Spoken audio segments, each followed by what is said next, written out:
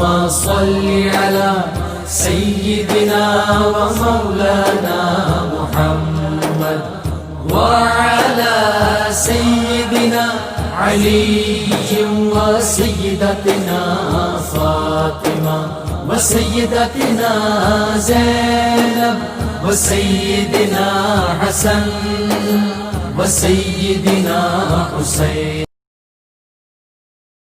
اعوذ باللہ من الشیطان الرجیم. بسم اللہ الرحمن الرحیم. الحمد للہ رب العالمین والصلاة والسلام علی اشرف الانبیاء والمرسلین واہل بیتہ الطیبین الطاہرین المعصومین. اما بعد. سورہ مبارکہ کہف آیت نمبر 12 سے آیت نمبر 18 12 to 18. گزشتہ صفحے کے اختتام پر ہم نے دیکھا کہ پروردگار عالم نے ان افراد کا تذکرہ کیا کہ جنہوں نے غار میں جا کر پناہ لی اور اپنے پروردگار عالم سے مناجات کی، اور پروردگار عالم نے ان پر نیند طاری کر دی کئی سالوں کے لیے.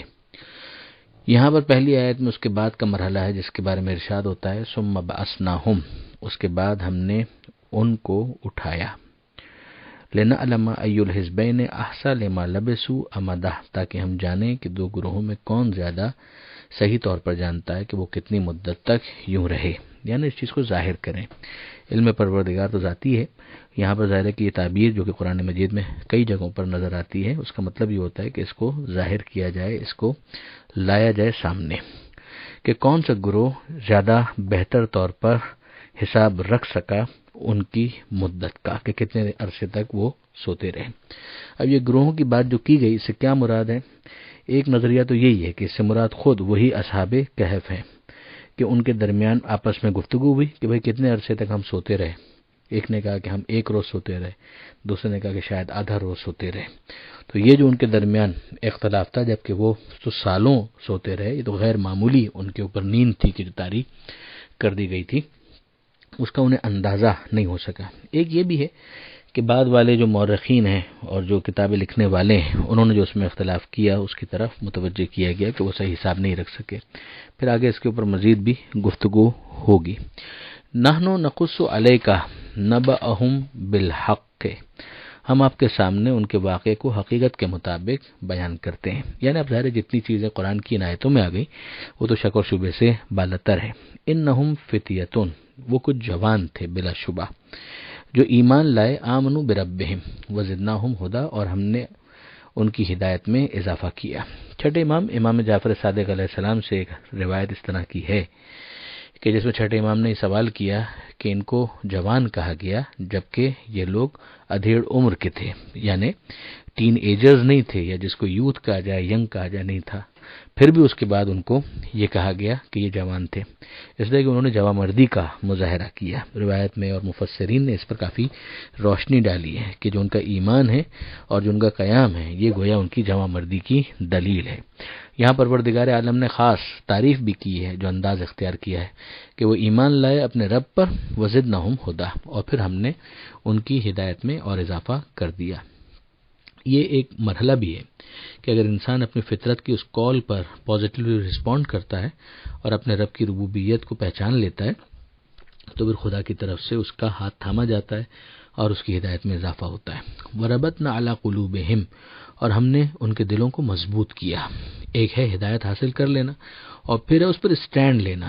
تو اسٹینڈ لینے کے لیے دل کا مضبوط ہونا ضروری ہے.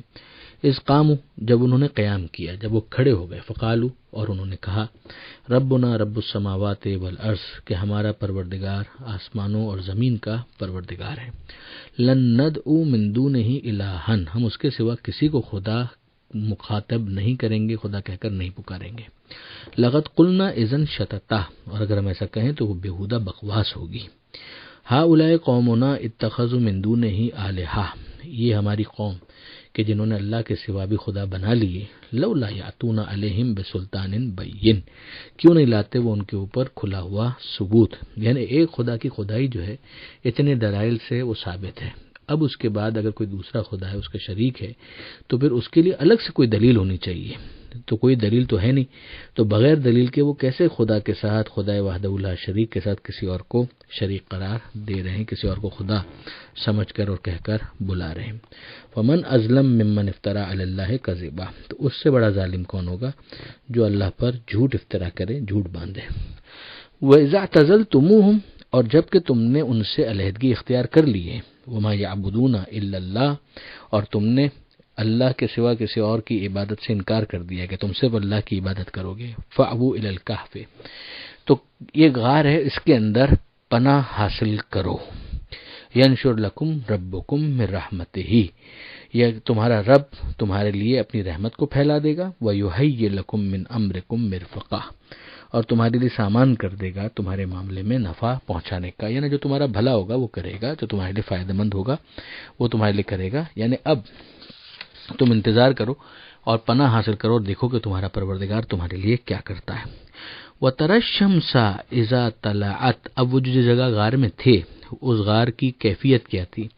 پروردگار عالم کی طرف سے خاص اہتمام تھا، ایک نشانی کے طور پر، جیسے کہ یہاں پر بیان کیا گیا، تو ایک معجزہ ہو گیا، اور اس کے اندر کیا بیان کیا جا رہا ہے کہ وَتَرَى الشَّمْسَ، اور تم دیکھو گے سورج کو، إِذَا طَلَعَتْ، کہ جب وہ طلوع ہوتا ہے، تَزَاوَرُ عَنْ كَهْفِهِمْ ذَاتَ الْيَمِينِ، تو وہ مڑ جاتا ہے ان کے غار سے داہنی طرف، یعنی رائٹ سائڈ پر، وَإِذَا غَرَبَتْ تَقْرِضُهُمْ ذَاتَ الشِّمَالِ، اور جب وہ ڈوبتا ہے تو کترا جاتا ہے ان سے بائیں طرف، وَهُمْ فِي فَجْوَةٍ مِّنْهُمْ، اور وہ لوگ کھلی جگہ پر ہیں، ذَلِكَ مِنْ آیاتِ اللَّهِ، یہ اللہ کی نشانیوں میں سے ہے، مَن يَهْدِ اللَّهُ فَهُوَ الْمُهْتَدِ، جس کو اللہ ہدایت دے وہی ہدایت یافتہ ہے، وَمَن يُضْلِلْ فَلَن تَجِدَ لَهُ وَلِيًّا مُرْشِدًا، اور جس کو اللہ گمراہی میں چھوڑ دے تو تم اس کا کوئی مددگار نہیں پاؤ گے، صحیح راستہ بتانے والا نہیں پاؤ گے۔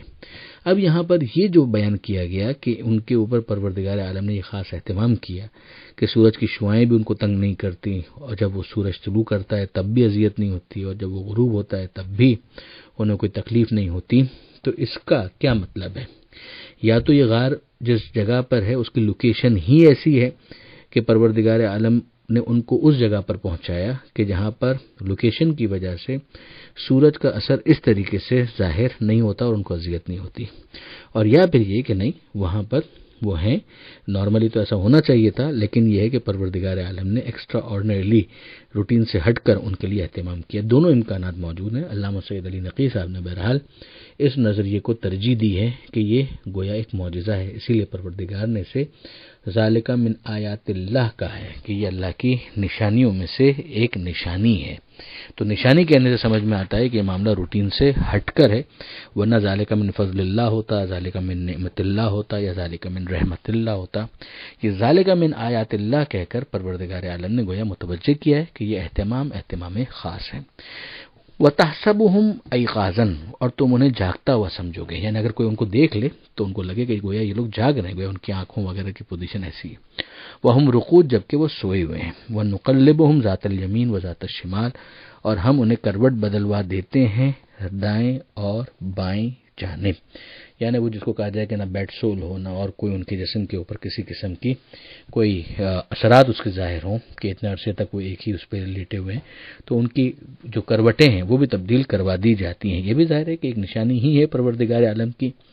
وَقَلْبُهُمْ بَاسِطٌ ذِرَاعَيْهِ بِالْوَسِيدِ، اور ان کا کتا غار کے دہانے پر اپنے ہاتھ پھیلائے ہوئے بیٹھا ہے، یعنی وہ بھی ان کے ساتھ ہے، ان کا کتا بھی ان کے ساتھ ہے، تو کتے نے بھی ان کی معیت کی ہے، اور پروردگار عالم نے اس کا بھی ذکر کر دیا کہ وہ بھی دہانے پر بیٹھا ہوا ہے اور اپنے ہاتھوں کو پھیلائے ہوئے بیٹھا ہوا ہے۔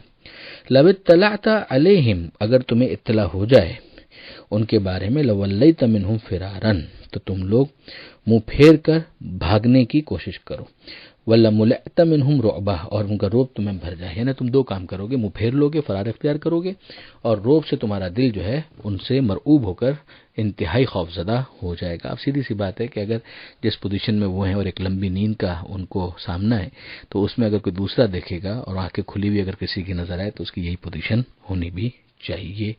پروردگار عالم نے یہاں تک اس بات کو پہنچایا اس صفحے پر آیت نمبر 18 تک، یہ بھی ظاہر ہے کہ بات آگے بڑھے گی۔ پروردگار عالم سے دعا ہے قرآن مجید پڑھنے، سمجھنے اور عمل کی توفیق عطا فرما، اور وارث قرآن امام زمانہ کے ظہور میں تعجیل فرما۔